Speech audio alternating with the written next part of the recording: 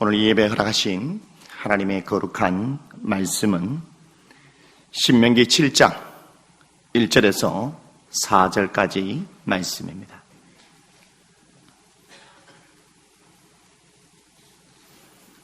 오늘 예배 허락하신 하나님의 거룩한 말씀은 신명기 7장 1절에서 4절까지 말씀입니다.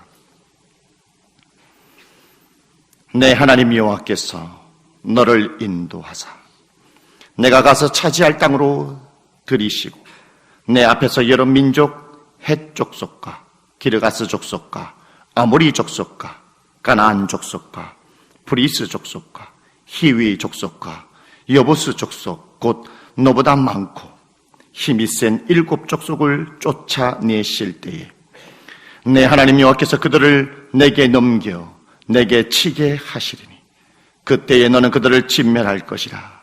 그들과 어떤 언약도 하지 말 것이요 그들을 불쌍히 여기지도 말 것이며 또 그들과 혼인하지도 말지니 내 딸을 그들의 아들에게 주지 말 것이요 그들의 딸도 내 며느리로 삼지 말 것은 그가 내 아들을 유혹하여 그가 여호와를 떠나고 다른 신들을 섬기게 하므로 여호와께서 너에게 진노하사 갑자기 너희를 멸하실 것임이니라. 아멘.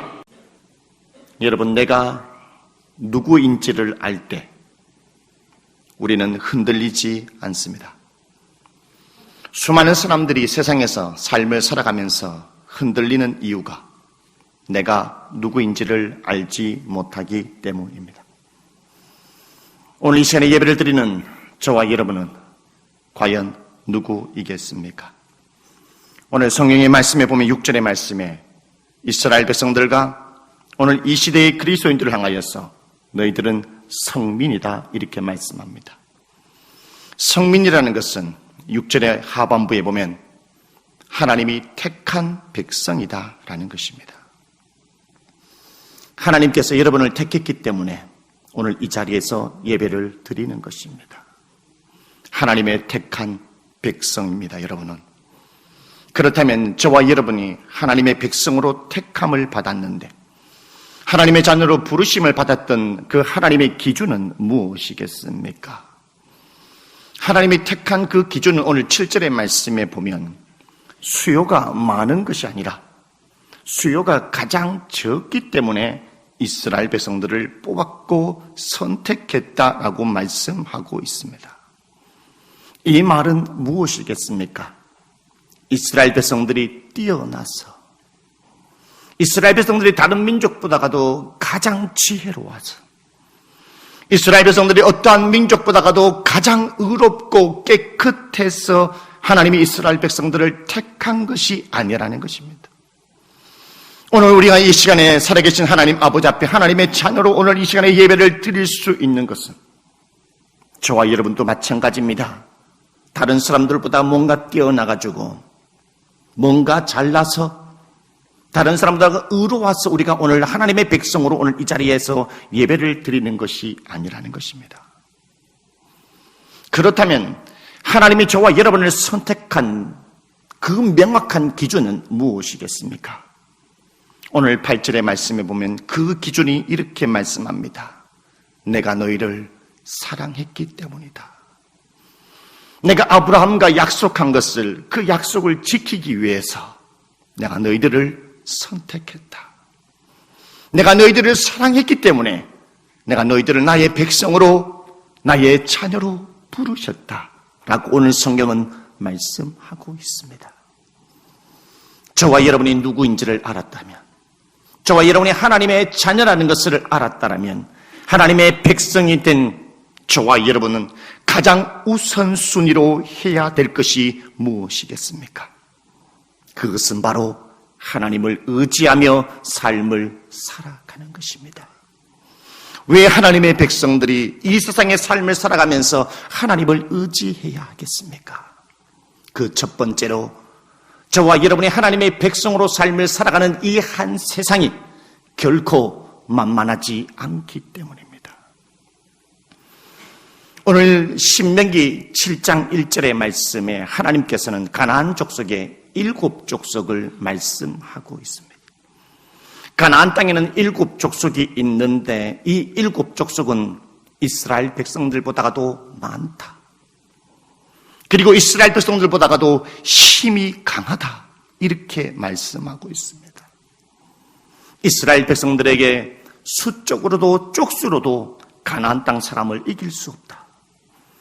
그리고 이스라엘 백성들의 군사력으로도 도저히 가나안 땅을 이길 수 없다라고 표현하고 있는 것입니다. 하나님께서는 이스라엘 백성들의 그 마음을 아시고 오늘 7장 17절 말씀에 하나님이 이스라엘 백성들을 향하여 이렇게 이야기합니다. 너희가 심중에 이르기를 이 민족이 나보다 많아서 우리가 어찌 이 민족을 쫓아낼 수 있을까? 이 말은 무엇이겠습니까? 나의 능력으로 가나안 땅을 차지할 수 없다라는 것입니다. 나의 힘과 지혜로 가나안 땅 7 족속을 도저히 이길 수 없다라는 것입니다. 이스라엘 백성들이 나의 힘으로 할 수 없다는 것을 분명히 마음속으로 의심할 것이기 때문입니다. 그때 하나님께서는 7장 18절 말씀에 이렇게 얘기합니다. 이스라엘 백성들아 두려워하지 말라. 이스라엘 백성들아 두려워하지 말라. 너희들이 이집트의 노예로 있었을 때에 너희의 신분이 노예로 있었을 때에 너희의 노예로서의 도저히 이집트에 나올 수 없었다. 그 시대의 가장 강대국이 이집트였고 너희들이 노예로서의 이집트에 나올 수 없는 그 불가능한 상황 가운데 속에 내가 너희들을 이집트에서 해방시켜 줬지 않느냐. 그러니 나를 의지하라. 두려워하지 말라. 이렇게 하나님이 이스라엘 백성들에게 말씀하고 있는 것입니다.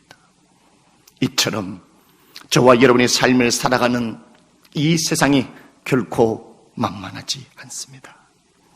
하루에도 치열한 경쟁 속에서 나보다 많은 그 뛰어난 사람들 속에서 우리는 살아가야 하죠.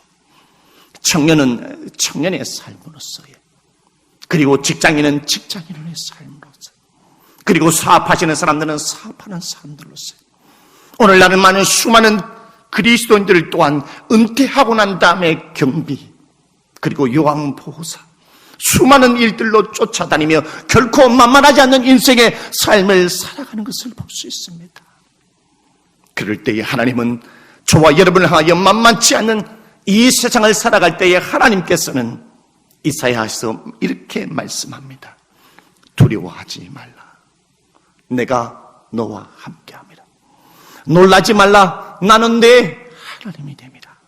내가 너를 굳세게 하리라. 나의 큰 오른손으로 너를 붙들리라. 할렐루야. 만만하지 않기 때문에 우리가 하나님을 의지해야 한다라는 것입니다. 두 번째로 우리가 왜 하나님을 의지해야 하겠습니까?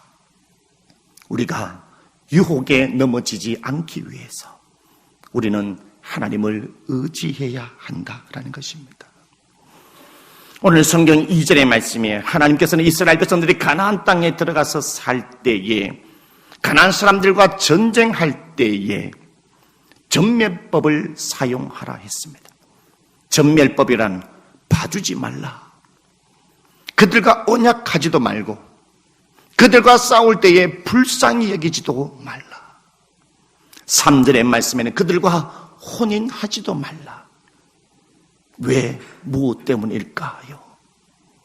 오늘 7장 4절의 말씀에 보면 내가 봐주게 되면, 내가 타락한 문화와 타협을 하게 된다면, 죄악과 타협을 하게 된다면, 오늘 4절 말씀에 내가 유혹에 시험대로 넘어질 수 있기 때문에 절대로 죄악과 타락한 문화와 타협하지 말라라는 것입니다. 예수님의 제자들이 예수님을 향하여 이렇게 얘기했어요. 예수님, 우리도 이 세상을 잘 살아갈 수 있도록 우리에게 기도하는 법을 좀 가르쳐 주세요.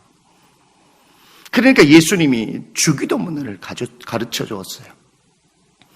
예수님께서 가르쳐 준 그 주기도문 하반부에 이러한 내용이 있습니다. 시험에 빠지지 않게 하시고 다만 악에서 구하소서. 시험에 빠지지 않게 하시고 다만 악에서 구하소서.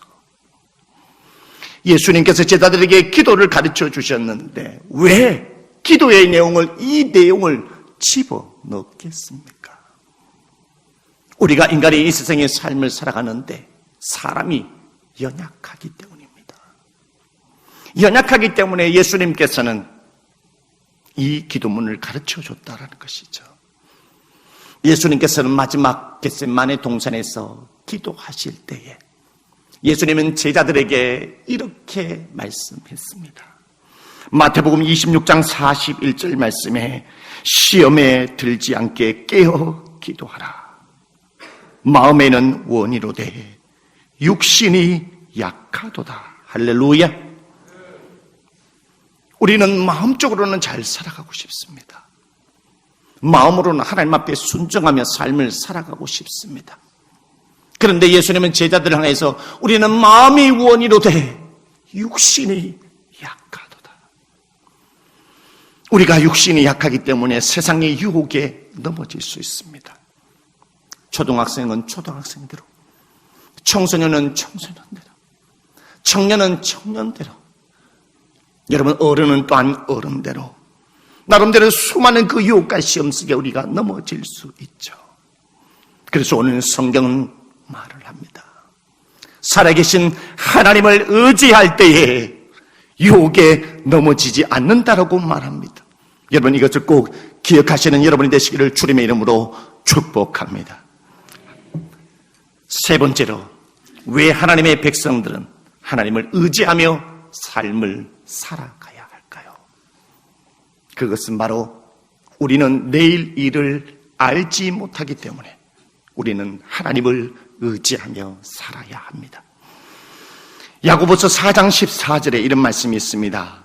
내일 일을 너희가 알지 못하는도다. 너희 생명이 무엇이냐? 잠깐 보이다가 없어지는 안개니라. 성경의 말씀에 야고보서에는 사람을 안개에 비유하고 있죠. 그 말은 무엇이겠습니까? 연약하다라는 것입니다. 내일 일을 모른다라는 것이죠. 내일 어떠한 일이 일어날지 모르는 것이 인간이기에 하나님을 의지해야 한다고 성경은 말씀하고 있습니다. 여러분, 이집트의 농사 시스템은 어떠한지 아십니까? 이집트에는 비가 많이 오지 않습니다. 그러면 이집트 사람들은 어떻게 농사를 짓냐? 이집트에는 나일강이라는 큰 강이 있죠. 큰 강이 있기 때문에 이집트 사람들은 수로를 파서 그 강물을 끌어다가 농사를 짓는 시스템이라는 것입니다. 그러나 오늘 이스라엘 백성들을 보면, 오늘 7절의 말씀에 보면, 신명기 8장 7절의 말씀에 보면 팔레스타인 땅, 그리고 이스라엘 나라의 땅은 어떠한 땅이냐? 골짜기와 산이 많은 땅이다, 이렇게 말씀하고 있습니다. 골짜기와 산이 많다는 것은 무엇을 의미합니까? 강이 없다라는 것입니다. 그래서 산이 많고 골짜기가 많은 이 땅을 신명기 11장 11절에 뭐라고 표현하고 있냐면 비를 흡수하는 땅이다. 비가 내리게 되면 강으로 모여드는 것이 아니라 비 전체가 땅으로 다 흡수해버려요. 그래서 비가 오게 되면 그 빗물을 볼 수가 없다라는. 그러면 이스라엘 백성들은 농사를 어떻게 지어야 합니까? 어떻게 가축을 먹이고 농사를 지어야 하는 걸까요? 어떻게 살아가야 하는 거겠습니까? 그래서 신명기 11장 12절의 말씀에 보면 하나님은 비를 흡수하는 이 땅을 향하여 뭐라고 말씀하느냐?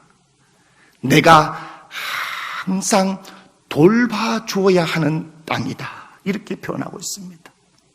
내가 돌봐줘야 하는 땅. 그 다음에 어떻게 연결되냐면은 언제까지 돌봐줘야 되느냐? 연초부터 시작해서 연말까지 나의 눈이 항상 이 가나안 땅을 돌봐줘야만이 살아갈 수 있는 땅이 가나안 땅이었다라는 것이죠. 하나님께서 적절하게 새벽에 이슬을 내려줘야 하고,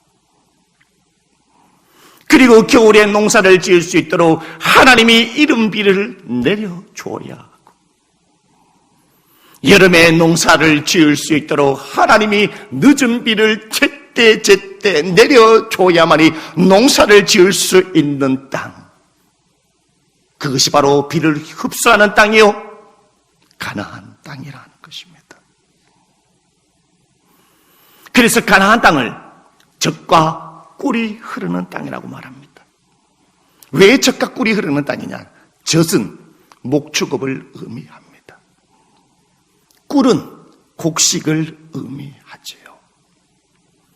그러므로 이스라엘 백성들이 가나안 땅에서 풍요롭게 삶을 살아가고 가축이 번성하고 풍요의 삶을 살아가기 위해서는, 그것이 정말로 젖과 꿀이 흐르는 땅이 되기 위해서는 가나안 땅은 철저하게 나의 힘으로 삶을 살아가는 존재가 아니라 매일 매 순간 하나님의 은혜가 없으면 살아갈 수 없는다.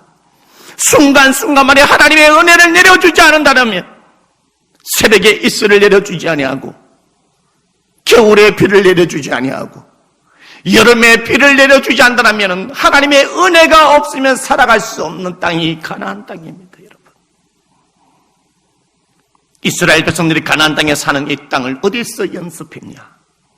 바로 광야 40년 동안에 연습했다라는 것입니다. 여러분, 광야 40년 동안에 광야는 물이 부족한 땅입니다. 하나님께서 적절하게 반석에서 물을 내어주지 않으면 하나님의 은혜로 광야 40년을 살아갈 수가 없습니다. 광야는 먹을 것이 부족한 땅입니다. 하나님이 하늘에서 만나를 내려주시고 매출하기로 하나님이 고기를 먹여주시는 하나님의 은혜가 없으면 광야를 살아갈 수가 없죠. 광야는 불안하고 무섭고 두려운 곳입니다. 적들이 많고 짐승이 많다는 것이죠. 하나님의 은혜로 나를 보호해 주지 않으면, 하나님의 은혜로 이스라엘 백성들을 한 사람 한 사람씩 지켜주지 않는다면 살아갈 수 없는다.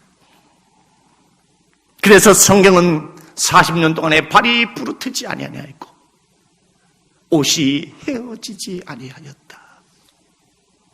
여러분, 도대체 그 섬유가 어떠한 옷이기에 40년 동안 광야에서 입었는데요, 옷이 헤어지지 않았대요.